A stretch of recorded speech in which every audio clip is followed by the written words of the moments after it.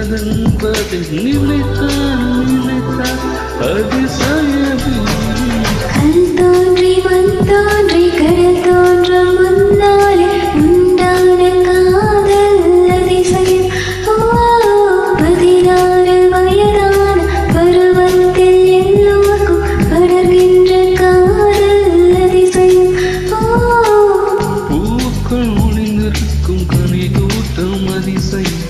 பட்டத்து பூச்சியுடன் மெல்லோவியங்கள் அதிசயம். துணை சொல்ல காற்று மெல்ல